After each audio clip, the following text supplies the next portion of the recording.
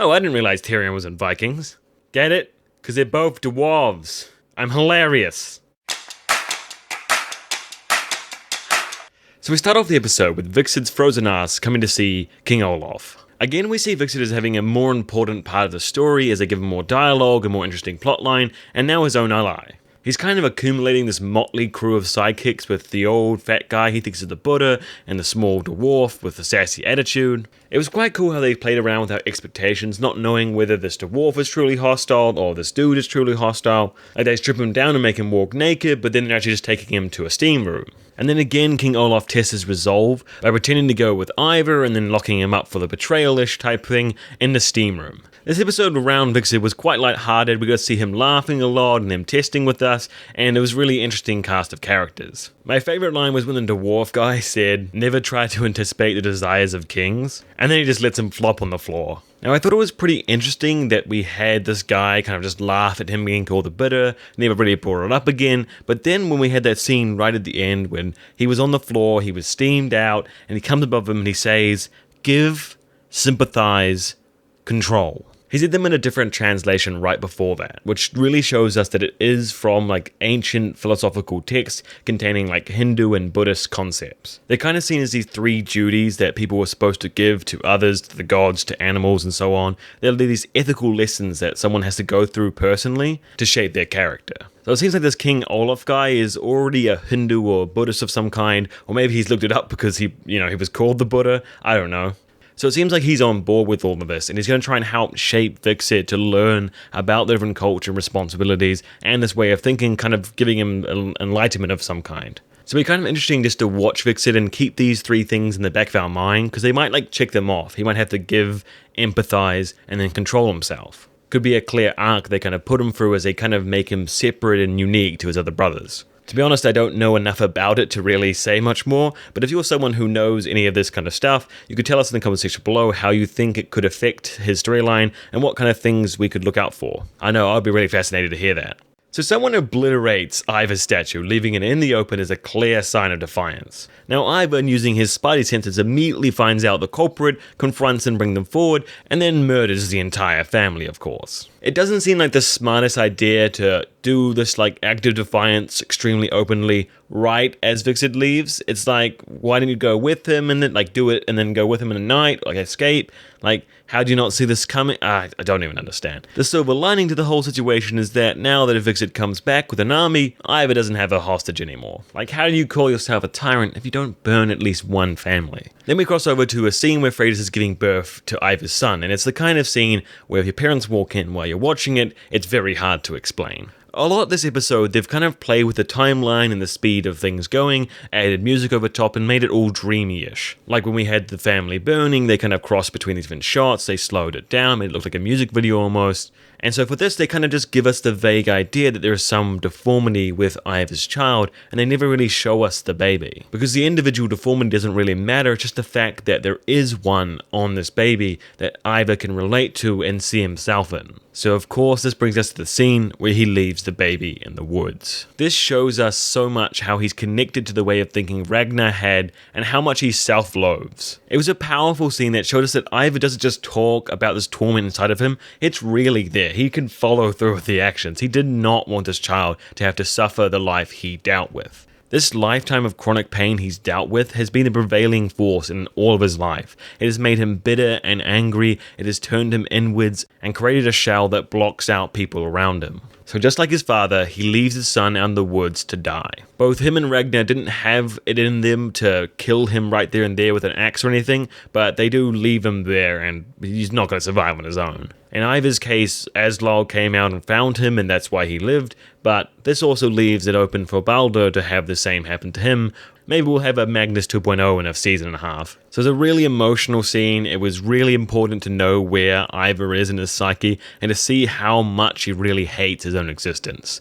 We have this very interesting reintroduction of Lagertha back into the story. Judith finds her with some witch type person, probably the person that kind of confirmed that she has breast cancer and is maybe trying to give her some like alt medicine kind of thing to try and deal with it. At first she's kind of out of her mind, rambling on, but then she kind of snaps out of it and comes back to the world again. I really love the way they reintegrated that ending of Ragnar as we saw this dreamy time sequence of her replacing people and being where he was and being around where he was, walking around multiple types of her. It really made it feel like Vikings again to see Ragnar. Even that Valkyrie speech kind of still brought tingles to my spine. Oh Ragnar, why did you have to leave us? Vikings really brings us back to when he first arrived from his disappearance. He comes to talk to all his sons. He goes back to Lagertha, and they're all busy in their lives. They're doing things. They've got important places to go, and they just see him as this kind of crazy, washed up, absent father figure that they don't want to deal with. And Lagertha even dismisses him as well, saying that she's too wrapped up with the importance of ruling this new kingdom. But once all of that goes, when all of that washes away with time and they lose it, and all those things they thought were so important then in the moment disappear, they really see what Ragnar actually meant to them and what spending those last moments with him would have been like. So this was my favorite part of the episode, and it was so great to hear that speech again. It's honestly so good. So Lagertha kind of awakens from the dream state, and she's back to her old self, but a lot more mellowed out. They've given her a little bit more crazy hair and one scar to kind of age her a bit as well, so that's nice. And we get this really cool sit down where it's kind of awkward and silent with them at dinner, and Alfred says something that I thought was really cool. He said, "Life moves on, whether or not we're a part of it."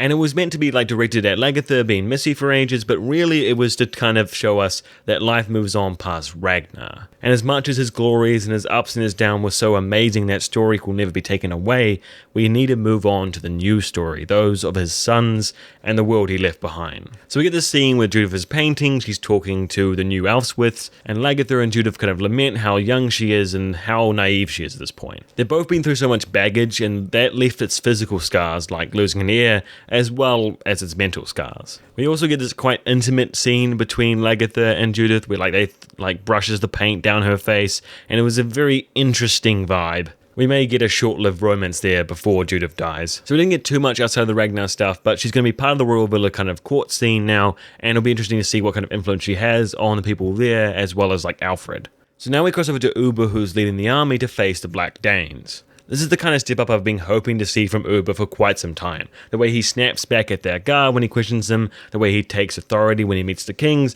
everything was so awesome. We see that he is really embodying the type of Ragnar side where he wants to negotiate, talk things out, do things in a non-violent way, the clear, easy path, over having to get tons of people killed. He's not afraid to fight and get in that conflict and challenge people, but he doesn't want his men dying for some pointless cause. I did again how they play with their expectations, not knowing if they're going to be super hostile or friendly, and then they all kind of break character and go Ubbe, Ubbe, Ubbe. When he arrives in front of the kings, he immediately frames the conversation as he's not the enemy, he's a friend. He lays out the dream that Ragnar wanted, the land he has the rights to, and the fact that it's there to go for. There's no challenge to overcome to get it. There's no battle has to be won. Immediately, right now, you can become farmers. You can put down the sword and make a life for yourself. So King Hemming and the other one agree to this and they're keen to go on board, but King Frodo doesn't agree and wants to continue the raid. Wow, Frodo's really gained some height. Maybe he's been checking those steroids. So Ubbe moves to his only option, which is to challenge him for a 1v1 fight. Now, of course, King Frodo jumps at the opportunity because not only does it ensure he can continue his raid,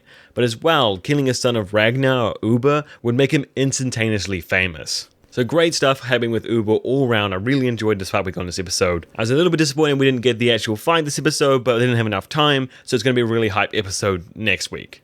So the last kind of dream sequence type thing we get is with Harald when he's watching Bjorn marry the girl he loves. But his dreams are a little bit more explicit than other people's. Now I thought that this conflict that kind of building up between the two of them where their ambitions overlap immensely, not only with her but also their kingdoms, would kind of boil over to a conflict this episode. But it seems like they're really just building up on the conflict more and more, rather than really resolving it this episode. The best way to describe this relationship between Harald and Bjorn is from this comment Dizzy Raptor put.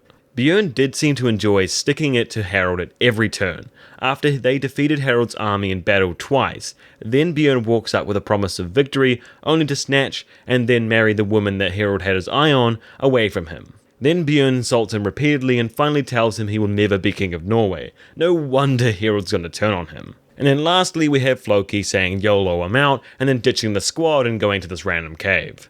So all around, I really enjoyed this episode. There was tons of really fun moments and lighthearted moments and plot movement, as well as these really powerful, dreamy sequences that really show the cinematography and budget they've got now, and it really kept the story flowing really nicely. And I'd love to hear all your thoughts about the different parts covered in this episode. As well, it'd be really awesome if you could support me by smashing that like button, checking out my Patreon, and violently whipping your head back and yelling SKOL. SKOL!